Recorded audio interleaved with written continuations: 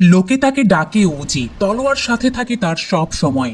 এই তলোয়ার যখন উপরে ওঠে তখন সবাই হয়ে যায় নিঃশেষ। এই ওজি এবার বড় গ্যাংস্টারের মুখোমুখি হয়। গ্যাংস্টারও কিন্তু কম যায় না, কিন্তু ওজির তলোয়ারের কাছে কি গ্যাংস্টার টিকতে পারবে? তা না হয় আজকের এক্সপ্লেনেশন থেকেই জেনে নেবেন। তাহলে আর বেশি কথা না বলে দুর্দান্ত এই অ্যাকশন মুভির এক্সপ্লেনেশন শুরু করা যাক। 1940 সালের দ্বিতীয় বিশ্বযুদ্ধের পর জাপানের অবস্থা একদম খারাপ হয়ে গিয়েছিল আমেরিকার পারমাণবিক বোমা ফেলার জন্য। এরপর গ্যাংস্টার ইয়াকুজা আরো সবার ঘুম হারাম করে দিয়েছিল।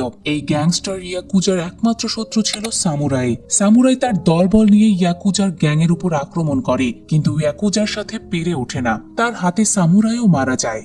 সামুরাইয়ের কিছু সংখ্যক গ্যাং মেম্বার বেঁচে গেলে তারা মাউন্ট ফুজি ঘাটিতে ব্ল্যাক ড্রোন সোসাইটি গড়ে তোলে, আর তারা চায় ইয়াকুজার ধ্বংসলীলা শেষ করার জন্য, কিন্তু তারা পেরে ওঠে না। 1970 সালে ইয়াকুজার কাছের লোক সামুরাইয়ের লাস্ট সৈন্যকে মারতে ঘাটিতে আসে। তারপর সামুরাইয়ের শেষ সৈন্যকে ইয়াকুজার কাছের লোক মারতে থাকলে বাইরে থেকে একজন এসে জানায়, বাইরে থাকা আমাদের সব সৈন্যদের একজন মেরে ফেলেছে। এইটা শুনে বয়স্ক শেষ সামুরাই সৈন্য জানায়, এই জন্যই সবকিছু শেষ হচ্ছে না। এইটা শুনে আরো রেগে গিয়ে ইয়াকুজার কাছের লোক সামুরাই সৈন্যকে মেরে ফেলে। তখন দেয়ালে থাকা ওই বয়স্ক সামুরাই সৈন্যের সাথে এক ছেলের ছবি দেখানো হয়। বাইরে সেই ছেলেটাই সবাইকে মেরেছিল। সেই সময়টাতেই ইয়াকুজা অনেক মানুষকে মেরে ফেলেছিল, তাই অনেকেই দেশ ছেড়ে চলে যাওয়ার প্রস্তুতি নিচ্ছিল। দেশ ছাড়তে সেই ছেলেকেও দেখা যায়। এই পর্যায়ে আমাদের দেখানো হয় সত্যা এবং মিরাজকারকে। তারা দুই বন্ধু।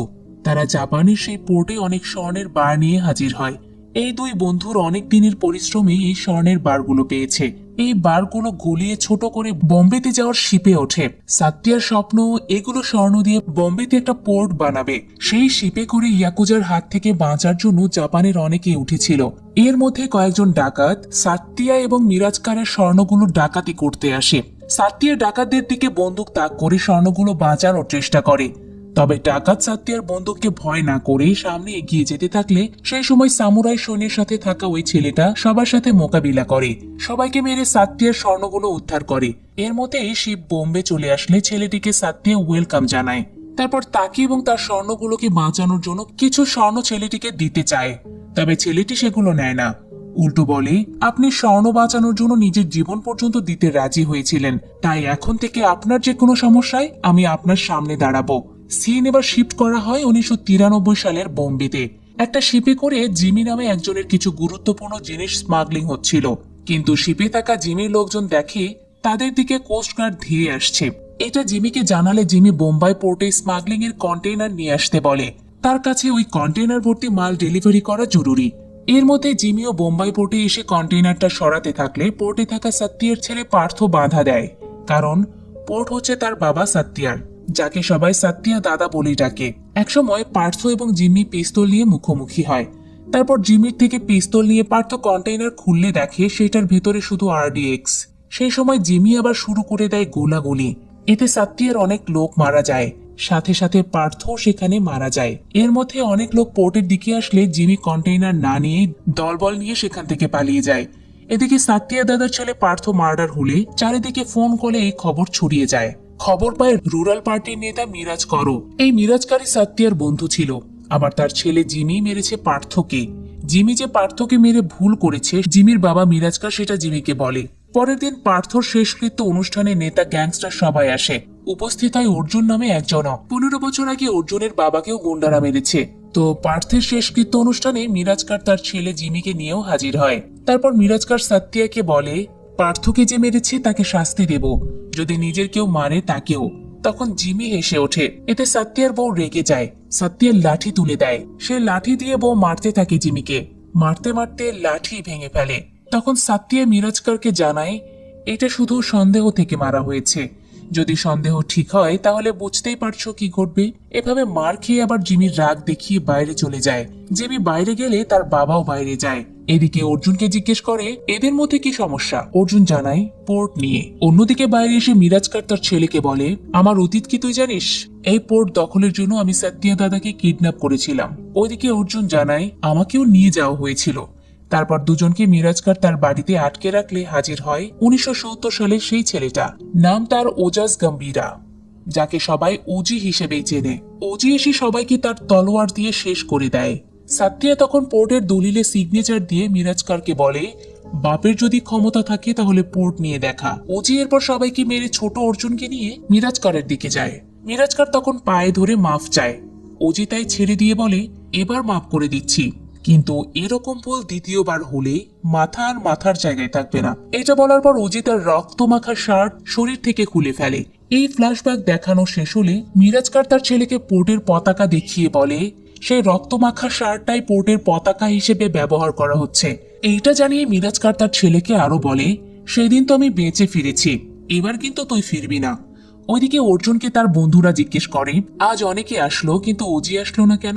অর্জুন জানায় 15 বছর ধরে সে মুম্বাইয়ে নেই, কারণ সাত্তিয়ার বড় ছেলেকে ওজি মেরেছে। এইটা বলার পর অর্জুন বলে, পার্থের মৃত্যুতে এবার সে নিশ্চয়ই আসবে, এবার তার রক্তে হাত লাল করব। সিন শিফট করে দেখানো হয় চিফ মিনিস্টারকে। সে পুলিশদের সাথে ব্রিফ করে বলে, মূলত জিমি পার্থকে মেরেছে এটা নিশ্চিত। এটা আবার মিটিং এ থাকা এক পুলিশ জিমিকে জানায়। চিফ মিনিস্টার মিটিং এ আরো বলে, ওজি এখন বোম্বে নেই, আবার পার্থও মারা গেল, তাই সাত্তিয়া দাদা এখন অনেকটাই দুর্বল। তবে কন্টেইনারে যে আরডিএক্স নিয়ে আসছে সেটা আবার অনেক স্ট্রং। সেই সময় সাত্তি এবং তার ওয়াইফকে ছেলের মার্ডার লোকেশনে দেখা যায়। তারা ছেলের রক্ত ছুঁয়ে বলে সে আসবে, আবার কন্টেইনারে আরডিএক্স দেখে বলে এইটা ওদের, হাত দেওয়া যাবে না। ওদিকে জিমি তার কাছের পুলিশকে ফোন করে বলে, কন্টেইনারটা আমার লাগবে। পুলিশও জানায় ঠিক আছে। এরপরে ফোর্স নিয়ে পোর্টে আসে, তারপর বলে এখানে স্মাগলিং হয়। এটা বলে কন্টেইনার দেখতে থাকে। এক ছোট মেয়ে আবার পোর্টে পুলিশ আসার ব্যাপার দৌড়ে গিয়ে সাত্যার ওয়াইফকে জানায়। এদিকে পুলিশ দেখে কন্টেইনার খালি, তাই রেগে গিয়ে এক মেয়েকে বলে, কন্টেইনারের ভেতরে থাকা জিনিসগুলো কোথায়? মেয়েটি চুপ থাকে। এতে পুলিশ রেগে গিয়ে মেয়েটিকে শ্লীলতাহানির চেষ্টা করলে সাত্যার ওয়াইফ বন্দুক নিয়ে এসে বলে, এখান থেকে না গেলে খুন করে জেলে যাব, তারপর এমপির মাধ্যমে জেল থেকে বের হয়ে পুরো পরিবারকে মারব। এইটা শুনে পুলিশ চলে যায়। পুলিশ পোর্ট থেকে যাদের ধরে নিয়ে আসা হয়েছিল তাদের একজনকে টর্চার করতে থাকে জিমি, যাতে কন্টেইনারটা কোথায় আছে সেটা জানতে পারে, কিন্তু মুখ খোলে না সে। তাই জিমি তাকে মেরেই ফেলে নির্মম ভাবে। এরপর অন্যজনকে জিজ্ঞেস করলে সে ভয়ে বলে দেয়। সে বলে সাত্তিয়া দাদা নাসিক নিয়ে গিয়েছে। নাসিকের কথা বললে জিমি সেখানকার পরিচিত একজনকে ফোন করে জানায় সাত্তিয়াকে মারতে হবে, আর সে দ্রুত আসছে। এটা বলে সবাইকে মেরে নাসিকের উদ্দেশ্যে রওনা দেয় জিমি। কিছুক্ষণ পরে জিমির দলে থাকা স্পাই সাত্তিয়া দাদার কাছের লোক সুভালেখাকে জানায় জিমি জেনে গিয়েছে সাত্তিয়া দাদা কোথায় কন্টেনার নিয়ে গিয়েছে, সে এখন সেখানে গিয়ে সবাইকে মারবে। এটা শুনে সাত্যার ওয়াইফ গীতা সুভালেখাকে জানায় যেভাবেই হোক সাত্যাকে বাঁচাতে হবে। সুভালেখা জানায় এক ওজি ছাড়া কেউ বাঁচাতে পারবে না। ওজাস গম্ভীরা অর্থাৎ ওজির কথা আশায় গীতা জিজ্ঞেস করে, আপনি কি গম্ভীরার খোঁজ পেয়েছেন? সুভালেখা জানায় 7 বছর আগে মাদুরাইয়ের একটা হোটেলে দেখা গিয়েছিল। সেখানে গম্ভীরা মানব পাচারকারী এক গোষ্ঠীকে কুচু কাটা করে রক্তের বন্যা বইয়ে দিয়েছিল। সেদিন গম্ভীরা বাঁচিয়েছিল 40 জনের প্রাণ। সিন সেদিনই নিয়ে যাওয়া হয়। গম্ভীরা সবাইকে মারার পর হোটেলেই ছিল। তারপর মাদুরাইয়ের পুলিশ তাকে থানাতে নিয়ে যায়, কিন্তু থানার সিআই গম্ভীরা দেখে একদম ভীতু হয়ে যায়। তারপর সবার সামনে তুলে ধরে গম্ভীরার দেখা কার্যক্রম। তখন সিআই এর পোস্টিং ছিল বোম্বে। একবার এক বাচ্চাকে কিডন্যাপ করে কয়েকজন গুন্ডা। গম্ভীরা তাদেরকে একদম শেষ করে দেয়, যেটা সিআই নিজের চোখে দেখেছে। এরপর থানাতে গম্ভীরার আরো অনেক ব্যাপার নিয়ে জানিয়ে বলে ওকে ছেড়ে দাও, এখানে থাকলে আরো বিপদ আসছে। গম্ভীরাকে তাই ছেড়ে দেয় মাদুরাই পুলিশ। এসব বলার পর সুভালেখা গীতাকে আরো জানায়, এরপর আমি বেশ কয়েকবার মাদুরাই থানাতে গিয়েছি, কিন্তু গম্ভীরার কোনো খোঁজ পাইনি। শুধু তারা কানমানির কথা বলেছে। কানমানির কথা আসলে গীতা সেটা চিনতে পারে। কানমানি গম্ভীরার ব্যাপারে প্রায় সব সময় সাত্যাকে চিঠি লিখত। সেই চিঠিগুলো বের করে গীতা পড়তে থাকলে সিন নিয়ে যাওয়া হয় পেছনে। কানমানি একজন ডাক্তার। একদিন গম্ভীরার সাথে তার পরিচয় হয়। তারপর গম্ভীরাকে বিয়ে করে। গম্ভীরাও মাদুরাই একটা বাচ্চাদের আইকিডো জোজোর স্কুল খুলে সেখানে প্রশিক্ষণ দেয়। একদিন গম্ভীরার স্কুলে এক আইকিডো মাস্টার আসে। সেই মাস্টার গম্ভীরার সাথে ফাইট করতে চায়। গম্ভীরাও এতে না করে না। শুরু হয় দুজনের তুমুল ফাইট। এর মধ্যে কানমানির কাছে সেই ফাইটের খবর গেলে কানমানি স্কুলে চলে এসে এটা থামাতে বলে, কিন্তু দুজনের কেউই থামে না। একসময় সেই মাস্টারের মুখ দিয়ে রক্ত বের হয়। তারপর যে তারা থামে। সেদিন কানমানি গম্ভীরার তলোয়ার শাড়ি দিয়ে পেঁচিয়ে বলে, এইটাতে তুমি আর হাত দেবে না, আর আমরা আজকে এখান থেকে চলে যাব। গম্ভীরা যেতে চায় না, কিন্তু কানমানি বলে আমাদের 3 জনের জন্য হলেও যেতে হবে। মানে কানমানি বোঝায় যে সে প্রেগনেন্ট। এবার খুশি হয়ে রাজি হয়ে যায় গম্ভীরা। নতুন জায়গায় চলে আসে। সেখানে সে গাম্ভীরা সাত্তিয়া দাদার সাথে তার ছবিগুলো দেখতে থাকলে সেটা আবার দেখে ফেলে কানমানি। ছবিগুলোর দেখা পাওয়ার পর থেকে ছবির পেছনে দেওয়া ঠিকানা অনুযায়ী চিঠি পাঠাতে থাকে। এর মধ্যে গাম্ভীরা এবং কানমণি দম্পতির কোল জুড়ে একটা কন্যা সন্তান আসে। সেই সন্তানকে দুজন আগে বড় করতে থাকে। একদিন কানমানির হাত পড়ে গাম্ভীরার হাতে থাকা ট্যাটুর উপর। তাই জিজ্ঞেস করে, বিয়ের আগে তুমি কি ছিলে বললে না তো? গাম্ভীরা তখন আনইজি ফিল করে। এমনটা দেখে কানমানি জানায়, তোমার অতীত সম্পর্কে আমার জানার তেমন কোনো ইচ্ছে নেই। গাম্ভীরা আবার বলে, আমার জীবনে কেউ নেই, তুমি সত্যিয়া দাদাকে চিঠি লেখা বন্ধ করো। কানমানি তখন বলে, আমি তো শুধু দাদার সাথে তোমার দেখা করিয়ে দিতে চেয়েছিলাম। কানমানি এরপর শেষ চিঠিটা লেখে। সিন নিয়ে আসা হয় প্রেজেন্ট ডেতে। সুভালেখা পুলিশ কমিশনারের কাছে আসে পোর্টের লোকদের ছেড়ে দেওয়ার জন্য। পুলিশ কমিশনার তখন বলে, ওদের কথা বাদ দেন, কন্টেইনারটা কার ছিল জানেন? কন্টেইনারটা ছিল অমির। সে বোম্বে আসছে। সিন তখন নিয়ে যাওয়া হয় ইস্তানবুলে। সেখানে অমির কাছে আসে ইন্টারন্যাশনাল স্মাগলার ডেভিডের প্রতিনিধি। ডেভিডের প্রতিনিধি অমিকে জানায়, এখনো কিন্তু আরডিএক্স এর ডেলিভারি হয়নি। যদি একবার ডেভিড ভাই খেপে যায় কি হবে বুঝতে পারছো? তখন অমি একটা ব্লাস্টের মাধ্যমে তার শক্তিমাত্রা দেখায় তাকে। অমি এরপর প্রতিনিধিকে ভয় লাগিয়ে দেয়। সে বলে, আমি নিজে বোম্বে গিয়ে ডেভিডের মাল ডেলিভারি করব। এইটা বলে অমি বাইরে আসলে ব্লাস্টের ভয়াবহতা দেখা যায়। এরপর দেখানো হয় অমির পাওয়ার। সে অনেক বড় মাফিয়াদের মেরে ফেলেছে আর নিজেই হয়েছে শীর্ষ আর্মস মাফিয়া। এই অমির কথা সুভালেখা ফোন করে গীতাকে জানায়। সেই সাথে বলে, অমি বোম্বে আসতে চলেছে। এই পর্যায়ে সিন শিফট করে নিয়ে যাওয়া হয়। সেখানে সত্যিয়া দাদা একটা হসপিটালে গেলে জিমির লোক দাদাকে চিনে ফেলে আর ফোন করে জিমিকে জানায়। অন্যদিকে সেই হসপিটালে কানমানি এবং মেয়ে তারাকে দেখা যায়। সত্যিয়া হসপিটালে এসেছে কানমানির সাথে দেখা করতে। কানমানিও চিনে ফেলে সত্যিয়া দাদাকে। সত্যিয়া আবার কানমানিকে জানায় গাম্ভীরা কোথায়, তার এখন বের হওয়ার সময় হয়ে গিয়েছে। অন্যদিকে বোম্বে চলে আসে অমি। এই অমি হচ্ছে মিরাজকারের বড় ছেলে, মানে জিমির বড় ভাই। সে দেশে এসে পোর্টে ফিরে যেতে থাকে। এই যে ছেলের হঠাৎ করে দেশে আসা, এতে ভীতি কাজ করে মিরাজকরের মধ্যে। ওইদিকে হসপিটালে কানমানি গাম্ভীরাকে ফোন করে জানায়, তোমার বাবা দেখা করতে এসেছে, হসপিটালে দ্রুত চলে এসো, তার এখন তোমাকে দরকার। এর মধ্যে জিমি স্থানীয় গুন্ডাকে নিয়ে আর্মস সহকারে চলে আসে হসপিটালে। এসে খুঁজতে থাকে সত্যিয়াকে। সত্যিয়া তখন বাঁচানোর চেষ্টা করে কানমানি এবং বাচ্চাকে। একটা জায়গায় বাচ্চাকে রেখে অস্ত্র তুলে নিয়ে চালাতে থাকে। এইসবের মধ্য দিয়ে জিমির চোখ ফাঁকি দিয়ে জিমির সাথে থাকা সত্যিয়ার স্পাইকে নিয়ে গাড়িতে করে হসপিটাল থেকে বের হয়। সেই সময় কানমানি আবার আঘাত করে বসে জিমিকে। জিমি রেগে গিয়ে কানমানিকে গুলি করে বসে, তারপর হসপিটাল জ্বালিয়ে দেয়। এইটা আবার গীতাকে জানায় একজন। ওইদিকে পোর্টেও ততক্ষণে দলবল নিয়ে হাজির হয় অমি। গীতা তখন বন্দুক তুলে অমি সুভালেখাকে সামনে হাজির করে। এতে গীতা তার বন্দুক নামায়। তারপর অমি পোর্টের সবাইকে হোস্টেজ বানিয়ে ফেলে। এরপর তাদের জিজ্ঞেস করে, কন্টেইনার কোথায় আছে বলো, তা না হলে সবাইকে মরতে হবে। আমি জানি কন্টেইনারটা এখানে আছে। একটা মেয়েকে অমি বলে, যাও ডেকে নিয়ে এসো, যে তোমাদের বাঁচাতে পারবে। মেয়েটা অবুজের মতো দৌড়াতে থাকলে আমি পেছন থেকে মেয়েকে গুলি করে। এতে মেয়েটি মাটিতে লুটিয়ে পড়ে। তখন আমি জানাই, ওইদিকে আমার ভাইও সত্যের পিছু নিয়েছে, বলো কন্টেইনার কোথায় আছে, তা না হলে কিন্তু সবাইকে মরতে হবে। ওইদিকে তখন জিমি সত্যের গাড়ির চাকাতে গুলি করে ব্লাস্ট করে। এতে গাড়িটা অকেজো হয়ে যায়। তখন সত্যি স্পাইকে নিয়ে ভুট্টার খেতে লুকিয়ে পড়ে। জিমি তখন পুরো ভুট্টার খেতে আগুন লাগিয়ে দেয়। ওইদিকে অমিও সত্যিয়ার অফিস রুমে আগুন লাগায়। এরপর পোর্টের মানুষদের গায়ের উপরও আগুন লাগাতে থাকলে মিরাজকার এসে বাধা দেয়। ওইদিকে সত্যিয়াকে ধরে ফেলে জিমি। এদিকে মিরাজকার গীতাকে বলে, কন্টেইনার কোথায় আছে জানাও, তা না হলে সবাইকে মারবে। গীতা এবার বলে, জানাবো কন্টেইনার কোথায় আছে।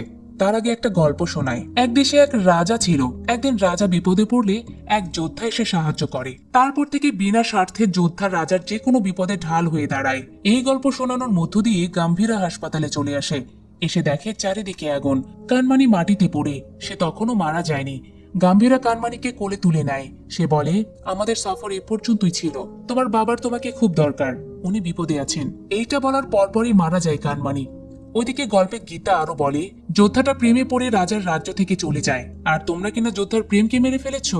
এবার এখন সে শুধু যোদ্ধা, প্রেমিক নয়। এবার তোমাদের বাঁচাবে কে? এইটা শুনে মিরাজকার জিজ্ঞেস করে, কার কথা বলছো? ও নয়তো আবার। এদিকে জিমের গুন্ডারা সত্যিয়াকে ধরে নিয়ে যেতে থাকলে সেখানে উপস্থিত হয় গাম্ভীরা। তারপর তার খেল দেখানো শুরু করে। এক এক করে সবাইকে কচু কাটা করে ফেলে। কারো গলা থেকে মাথা নামিয়ে দেয় তো কারো হাত কেটে ফেলে। একজন ওজিকে চিনতে পেরে ভয়ে পেছনে যেতে থাকলে ওজি তাকেও মারে। সে আবার মরার আগে জিমিকে জানায়, ওজি চলে এসেছে। লোকাল গুন্ডা ভয় পেয়ে যায়, কারণ সে আগে ওজির তাণ্ডব দেখেছে। তবে জিমি বলে, আমি ওজির জন্য শয়তানের কাছে পুজো করেছি, অবশেষে তাহলে ওজির দেখা পেলাম। এইটা বলে জিমি লড়াই শুরু করে দেয়, কিন্তু ওজি জিমিরও দেহ থেকে মাথা আলাদা করে ফেলে। এই সিনটা জাস্ট অসাধারণ ছিল। ওইদিকে পোর্টে একটা কল আসে। গীতা অমিকে জানায় কলটা তোমার জন্য। অমি এবার কল ধরলে সত্যিয়া বলে ওজি চলে এসেছে, জিমির মাথা থেকে দেহ বিচ্ছিন্ন, এবার খেলা হবে। এইটা শুনে নিস্তব্ধ হয়ে যায় অমি। পরের দিন কানমানির অন্তিম সৎকারে এসে গাম্ভীরা শুধু কানমানির শেষ কথাগুলো মনে করতে থাকে, সাথে কানমানি তাদের বাচ্চাকে যে লুকিয়ে রেখে রক্ষা করেছে সেটাও দেখানো হয়। গাম্ভীরা মেয়েকে সাথে নিয়ে কানমানির অন্তিম সৎকার করে। ওদিকে লোকাল গুন্ডা জিমির আলাদা মাথা এবং ডেড বডি নিয়ে মিরাজকারের বাড়িতে চলে আসে। তখন লোকজন জিমির লাশ ধরে নিয়ে যেতে থাকলে মাথাটা গিয়ে পড়ে অমির সামনে। অমি তার ভাইয়ের এমন ছিন্ন মস্তক দেখে রাগে টকবক করে। তারপর ছিন্ন বিচ্ছিন্ন মাথা জোড়া লাগিয়ে শেষকৃত্য অনুষ্ঠান করে। সেই অনুষ্ঠানে সত্যিয়া স্পাইকে নিয়ে হাজির হয়। অমি তখন তার রাগ দেখাতে থাকলে বাবা এসব করতে এখন নিষেধ করে। স্পাইট আবার সবার সামনেই বলে এবার তুফান আসছে। তুফান তথা ওজির আগমনে চারিদিকে অন্ধকার হয়ে যায়। এতে অর্জুনও বুঝতে পারে সে আসছে। ওজির জন্য রেডি করা হয় গাড়ি। ওজি গাড়ি নিয়ে সোজা চলে আসে থানাতে। থানার সব পুলিশেরা ভয় পেয়ে যায় অফিসার বাদে, কারণ সে জিমির লোক। ওজি থানায় এসে পুলিশ অফিসারকে জিজ্ঞেস করে গীতা সহ সবাইকে কোথায় আটকে রাখা হয়েছে। অফিসার প্রথমে পাত্তা দেয় না, তারপর বলে ওজির কথা অনেক শুনেছি, কিন্তু ওজির দেখি এখন বয়স হয়ে গিয়েছে। তারপর আঙুল তুলে কথা বলে। ওজির দিকে পিস্তলও তাক করে। পিস্তল ধরে বড় ভুলটা করে ফেলে অফিসার, কারণ ওজি তার খেল এরপর থেকেই শুরু করে। পুরো থানার পুলিশকে নির্দেশ দেয় অফিসারকে ধরার জন্য। সবাই সেটা করে। অফিসারকে ধরার পর ওজি নির্দেশ দেয় আঙুল কেটে ফেলার। এজন্য সবাই ছুরি খুঁজতে থাকে। ছুরি একসময় বন্দুক থেকেই খুলে নেয়। এরপর যে আঙুল কেটে নিতে যাবে তখনই ওজি নিষেধ করে বলে এক আঙুল কাটলে অন্য আঙুল তুলবে, তার চেয়ে বরং পুরো হাতই কেটে ফেলবো। এবার সব পুলিশ দা খুঁজতে থাকে। দা খুঁজতে দেরি হলে ওজি আবারও রাগ দেখায়। একসময় পুলিশ দা পায়। সেই দা দিয়ে ওজি যখনই অফিসারের হাত কাটতে যাবে অফিসার ভয়ে জানায় একটা কনস্ট্রাকশন বিল্ডিং এ সবাইকে রাখা হয়েছে। ওজি তখন অফিসারকে বলে ভয় পেলে মানুষ সবকিছু বলতে বাধ্য হয়। ওজি তারপর দলবল নিয়ে কনস্ট্রাকশন বিল্ডিং এ এসে অমি সব গ্যাংদের এক এক করে শেষ করে দেয়। একজনকে বাঁচিয়ে পাঠিয়ে দিতে থাকলে গীতা পেছন থেকে গুলি করতে বলে। যেভাবে অমি সেই মেয়েটাকে মেরেছিল ওজিও সেইভাবেই মারে। সবাইকে মুক্ত করার পর ওজি আসে জিমের অন্তিম সৎকারে। ওজিকে দেখে অমির লোকজন পিস্তল তাক করলে পুলিশ পেছন থেকে লোকদের উপর পিস্তল ধরে। এতে লোকজন পুলিশকে বলে তোমরা না অমির প্রোটেকশনের জন্য এসেছো? পুলিশ জানায় হ্যাঁ, কিন্তু সেটা ওজির কথা মতো। ওজি এরপর অমির কাছে এসে বলে আমি জিমির শরীরে আগুন লাগিয়ে দিতে চেয়েছিলাম, কিন্তু মাথা না খুঁজে পাওয়ায় আগুন আর লাগানো হয়নি। ওজির এই কথায় আমি রেগে গেলে বাবা এখানে রাগ করতে আবারও নিষেধ করে।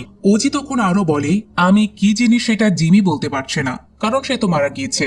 বাবাও বলার মতো পরিস্থিতিতে নেই, তাই আমি চলে এসেছি। এই চিতা জ্বলা পর্যন্ত সময় দিচ্ছি। কন্টেইনারের কথা ভুলে যাও, তা না হলে তুমিও জানবি আমি কি জিনিস। এটা শুনে আমি বলে তুমি কি আমাকে ওয়ার্নিং দিচ্ছ?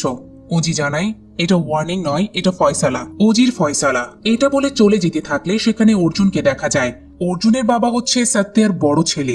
বড় ছেলেকে ওজি মেরেছে, তাই ওজির ফিরে আসার জন্য 15 বছর ধরে অপেক্ষা করছিল অর্জুন। এই 15 বছরে ওজির সাথে লড়াইয়ের জন্য সে জাপানে গিয়ে কুংফু ক্যারাতে শিখছে। এবার জীবন দিয়ে হলেও সে তার বাবার হত্যার প্রতিশোধ ওজিকে মেরেই নেবে, তাই গাড়ি নিয়ে করতে থাকে কঠোর প্র্যাকটিস। অর্জুনের কাছে এর মধ্যে আসে এক আর্মস ডিলার। সে অনেকগুলো পিস্তল বের করে, যেটা পছন্দ হয় না অর্জুনের। ধামাকা কিছু বের করতে বলে। ডিলার তাই গাম্ভীরার স্পেশাল পিস্তলই বের করে। অর্জুন সেটা দেখে বলে এটা একদম পারফেক্ট। তারপর দেয়ালে আঁকানো গাম্ভীরার এক ছবিতে গুলি করে। অন্যদিকে গাম্ভীরা তার মেয়ে তারাকে নিয়ে ঘুরতে বেরোয়, মনে করে কানমানিকে। এর মধ্যে চিফ মিনিস্টার আসে সত্যিয়ার সাথে দেখা করতে। তারপর সত্যিয়াকে বলে কন্টেনার কোথায় আছে বলুন, জানেনই তো আমি কে। এক কলে পুরো পোর্ট আমার করে নেব। এই সময় গাম্ভীরা চিফ মিনিস্টারের সামনে কয়েকটা ছবি ফেলে দিয়ে বলে আপনি কি ভুলে গেছেন আমি আপনার জন্য কি করেছি? ও যে চিফ মিনিস্টারের নির্বাচনের আগে অনেককে মেরেছিল সেটাই তুলে ধরে। তুলে ধরার পর বলে পোর্টে এত কিছু হয়েছে কিছুই বলেননি, তাই সামনে যা কিছু হবে সেই সময়ও চুপ থাকবেন। এখন শুধু ওজির রুলস চলবে। মন্ত্রী এবার ভয় পেয়ে চলে যায়। গাম্ভীরা তখন তার স্টোরে থাকা সব অস্ত্র শস্ত্র চেক করতে আসে। তারপর এক এক করে গাম্ভীরার কাছে লোকজন অমির লোকজনকে মেরে একজনকে ধরে নিয়ে আসে গাম্ভীরার কাছে। এর মধ্যে ডেভিডের প্রতিনিধি অমির আস্তানায় এসে দেখে অমির লোকজন সব কুপকাত। এতে বুঝতে পারে অমি একা ওজির কিচ্ছু করতে পারবে না, তাই ফোন দেয় ডেভিডকে। ডেভিড শেষ করতে বলে ওজিকে। অমি তখন পোর্টের পুরনো ম্যাপ দেখলে তাদের কাছে পুলিশটা এসে বলে এই পুরাতন ম্যাপ দেখিয়ে কি হবে, নতুন ম্যাপ নাও। অমি পুরাতন ম্যাপ দেখিয়ে বলে পোর্টে এক আন্ডারগ্রাউন্ড রয়েছে যেখানে রাখা হয়েছে আরডিএক্স গুলো। সেই সময় ডেভিডের প্রতিনিধি আসে অমির কাছে। অমির সাথে কথা কাটাকাটি শুরু হলে দুজনেই রেগে যায়। অন্যদিকে সে একই সময়ে আরডিএক্স গুলো দেখতে আন্ডারগ্রাউন্ডে আসে গাম্ভীরাও। আরডিএক্স দেখার পর সবার সামনে গাম্ভীরা বলে, এই আরডিএক্স কোথায় আছে সেটা আমিও জেনে গিয়েছে, খুব দ্রুতই নিতে আসছে, তার নিশ্চয়ই বড় প্ল্যান আছে। এটা শুনে গাম্ভীরার কাছের লোক জিজ্ঞেস করে, অমি কি এত বড় গ্যাংস্টার হয়ে গিয়েছে? গাম্ভীরা জানায়, হ্যাঁ, অমি সাধারণ কেউ নয়, সে অনেক জায়গায় অনেক গ্যাংকে হারিয়ে আজ এই পর্যায়ে এসেছে, তবে এবার তার পেছনে নিশ্চয়ই বড় কেউ আছে। তখন ধরে নিয়ে আসা হয় অমির লোককে। এই ব্যাপারে জিজ্ঞেস করলে সে জানায় কোবরা। কোবরার কথা আসায় ওজি বুঝতে পারে ওইটা আসলে ডেভিড। সেই ডেভিড আবার অন্যদিকে ফোন করে অমিকে, ফোন দিয়ে বলে, ডেভিডের সাথে বিশ্বাসঘাতকতার পরিণাম তো জানো। অমি তখন বলে, আমার আরডিএক্স গুলো ডেলিভারি করার কথা, আর আমি সেটা করব। তার আগে জানাই, আগামীকাল একসাথে 9 জায়গায় ব্লাস্ট করা হবে, এতে অনেক মানুষ মারা যাবে, সবাই বুঝবে অমি কি জিনিস। এই ব্লাস্টের কথা অমির লোকের কাছ থেকে ওজিও জেনে যায়। সেও পেপারে ডেভিডের জন্মদিন দেখে বুঝতে পারে আগামীকাল এই ব্লাস্ট গুলো করা হবে। তার আগে যেভাবে হোক অমিকে থামাতে হবে। ওইদিকে ডেভিডের কথা বলা শেষ হলে অমি ডেভিডের প্রতিনিধিকে বলে, ওজি কেন বোম্বে এসেছে সেটা অনেকে জানে, কিন্তু ওজি কেন বোম্বে ছেড়ে চলে গিয়েছিল তা আমি ছাড়া কেউ জানে না। সিন শিফট করে এবার নিয়ে যাওয়া হয় অর্জুনের দিকে। অর্জুন আসে গীতার কাছে। এই যে গীতাকে সত্যের ওয়াইফ ভাবা হচ্ছিল সেরকম কোনো এভিডেন্স ছাড়া, আসলে গীতা সত্যের ওয়াইফ না, অর্জুনের মা, অর্থাৎ সত্যের ছেলের বউ। এতদিন পর অর্জুন গীতার কাছে আসলে গীতা বলে, এতদিন পর তাহলে মায়ের কথা মনে পড়লো? অর্জুন জানাই, সব সময় মনে পড়ে। তারপর গাড়িতে উঠে পিস্তল নিয়ে শুধু রাগ দেখাতে থাকলে মা জিজ্ঞেস করে, কি হয়েছে তোর? অর্জুন জানাই, তোমার সাথে দেখা করার আগে গাম্ভীরার সাথে দেখা করতে গিয়েছিলাম, তাকে মারতে গিয়েছিলাম। এটা শুনে মা বলে, এসব কি বলছিস? অর্জুন বলে, মারতে তো গিয়েছিলাম, কিন্তু গাম্ভীরার মেয়ে চলে আসায় আর মারিনি, তবে গাম্ভীরাকে চরকির মধ্যে ফেলেছি। আপনজন হারানোর বেদনা কত এবার বুঝুক। তখন দেখা যায় গাম্ভীরার মেয়েকে কয়েকজন কিডন্যাপ করেছে। গাম্ভীরাও সেটা দেখে কিডন্যাপারদের গাড়ির পিছু নেয়, একবার ধরেও ফেলে, কিন্তু মেয়ে সে গাড়িতে থাকায় কিছুই করে না। তো কিডন্যাপাররা তখন উল্টো গাম্ভীরার গাড়ির দিকেই যেতে থাকে। গাম্ভীরা এতে গাড়ি পেছন দিকে নিয়ে যাওয়ার চেষ্টা করলে ট্রাক এসে গাম্ভীরার গাড়িকে ধাক্কা দেয়, যেটা খুব কাছ থেকে দেখে অর্জুন এবং গীতা। এই প্ল্যানটা অর্জুনেরই ছিল, তাই তো মাকে গাড়ির মধ্যে লক করে রেখে আহত গাম্ভীরাকে মারতে আসে অর্জুন। এরপর যে গুলি চালাতে যাবে তখন পেছন থেকে এক কিডন্যাপার অর্জুনের মাথায় পিস্তল ঠেকিয়ে জানায়, আমরা ওজির লোক, ওজির কথা মতোই চলি। কিডন্যাপার তখন অর্জুনকে মারতে চাইলে গাম্ভীরা আহত অবস্থায় গুলি করে কিডন্যাপারকে মেরে অর্জুনকে রক্ষা করে। সেই সময় বাকি কিডন্যাপার গুলো তারাকে গাড়িতে তুলে সেফ জায়গায় নিয়ে যায়। গীতাও আহত গাম্ভীরাকে নিয়ে যায় বাড়ি। অর্জুনের আর মারা হয় না গাম্ভীরাকে, বাড়িতেই চলে গাম্ভীরার সার্জারি। অন্যদিকে সেই সময় পোর্টের আন্ডারগ্রাউন্ডে দলবল নিয়ে আক্রমণ করে অমি, আটকে ফেলে গাম্ভীরার কাছের দুজনকে। একসময় গুলি করে মেরে ফেলে শুভালেখাকে। অর্জুন গাম্ভীরাকে বাইরে না মারতে পেরে বাড়িতে এসে গাম্ভীরাকে মারতে চায়। তখন সাত্তিয়া বাধা দিলে সাত্তিয়ার দিকেও গুলি তাক করে অর্জুন। মা বাধা দিলে বলে, সামনে থেকে সরে যাও, আজ আমার বাবার হত্যার বদলা নেব। মা তখন বলে, আজকে তোকে জানাবো তোর বাবার হত্যাকারী আসলে কে, যেটা কিনা এতদিন ধরে গাম্ভীরা সয়ে এসেছে। তখনই ফ্ল্যাশব্যাক সিন দেখানো হয়। অর্জুনের বাবা পোর্টে ড্রাগস স্মাগলিং শুরু করে দিয়েছিল, সেটা সাত্তিয়া জানতে পেরে ছেলেকে পোর্ট থেকে বের করে দেয়। ছেলে গিয়ে হাত মেলায় মিরাজকারের সাথে। মিরাজকারের সাথে মিলে সাত্তিয়াকে কিডন্যাপও করে। গাম্ভীরা সেদিন সবাইকে মারলেও সাত্তিয়ার বড় ছেলেকে ছেড়ে দিয়েছিল। কিন্তু অর্জুনের মা গীতা তার হাজবেন্ডের এরকম কর্মকাণ্ড দেখে রাগ দেখাতে থাকলে অর্জুনের বাবাও রাগ দেখায়। গীতা তখন পিস্তল তাক করে দরজা লাগিয়ে পিস্তল আলমারিতে রেখে গাম্ভীরাকে ফোন করে দ্রুত আসতে বলে। সেই সময় অর্জুনের বাবা ছোট্ট অর্জুনকে আলমারি থেকে চাবি দিতে বলে। অর্জুন চাবি দিতে গিয়ে বন্দুক পায়। সেই বন্দুক বাবাকে দেখাতে গিয়ে চেয়ার থেকে পড়ে যাওয়ার উপক্রম হলে ভুলে নিজেই বন্দুক চালিয়ে দেয় বাবার ওপর। এতে অর্জুনের বাবা সেখানে মারা যায়। আর তারপরে গাম্ভীরা সেখানে আসে। এসে এরকমটা দেখলে নিজে পিস্তল তুলে নিয়ে ছোট্ট অর্জুনকে দায় মুক্ত করে। অর্জুন আবার পিস্তল হাতে গাম্ভীরাকে দেখে মনে করে সেই তার বাবার খুনি। শেষকৃত্য অনুষ্ঠানে সবাই গাম্ভীরাকে খুনি বলে। সত্যিও তখন সত্যতা জানতে পারে না। পরবর্তীতে গীতা পুরো ব্যাপারটা জানায়। পরবর্তীতে গাম্ভীরা অর্জুনের ভালোর জন্যই বম্বে ছেড়ে চলে যায়।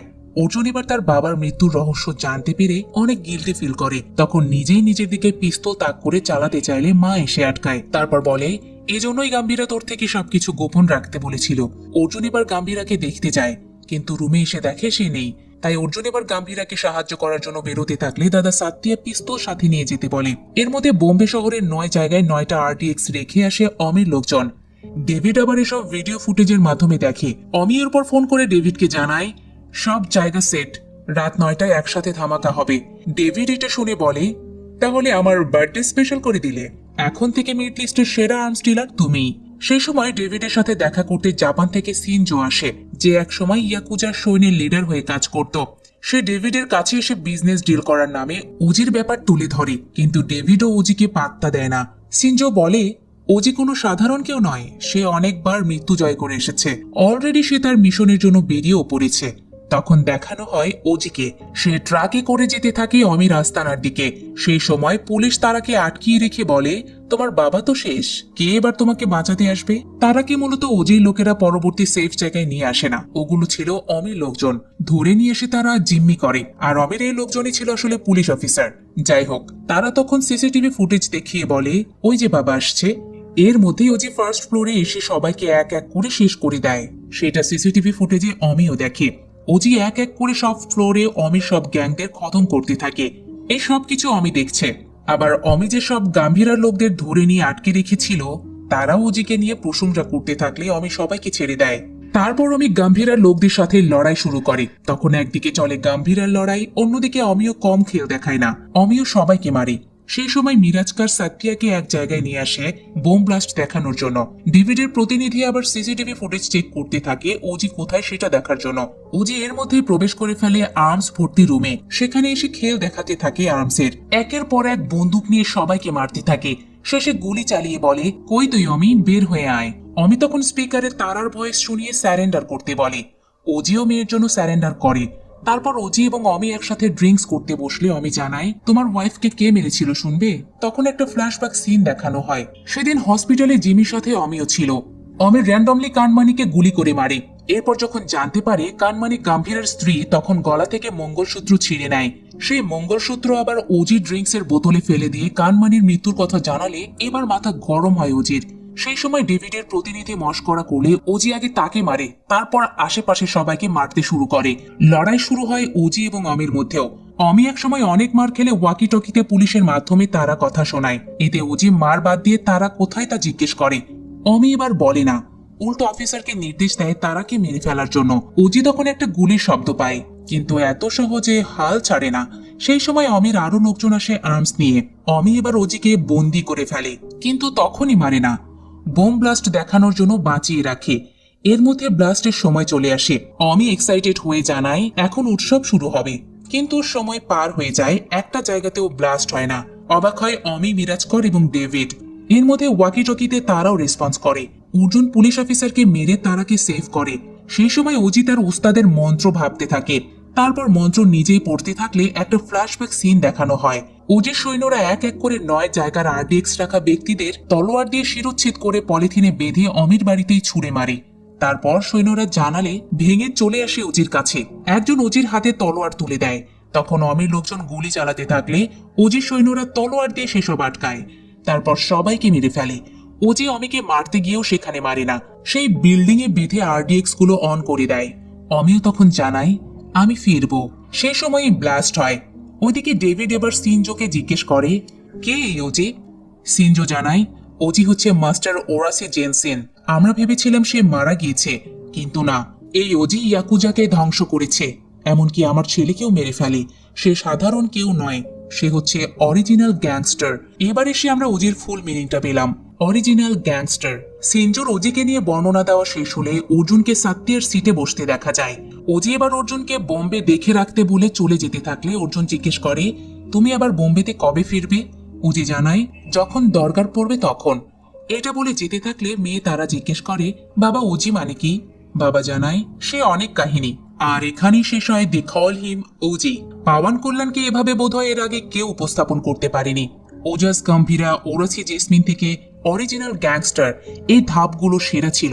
সামনে ওজি 2 আসবে, সেখানে আশা করি ওরাসি জেনসেনকে নিয়ে আরো বিস্তারিত বর্ণনা করা হবে। মুভির গল্প, অ্যাকশন সবকিছুই ভালো ছিল। পাওয়ান কল্যাণের সাথে নেগেটিভ চরিত্রে ইমরান হাশমিও ভালো অভিনয় করেছেন। ওজি মুভি কেমন লাগলো আপনাদের তা জানাতে পারেন কমেন্ট বক্সে। এতক্ষণ মিসেস মুভি এক্সপ্লেইনারের সাথে থাকার জন্য ধন্যবাদ।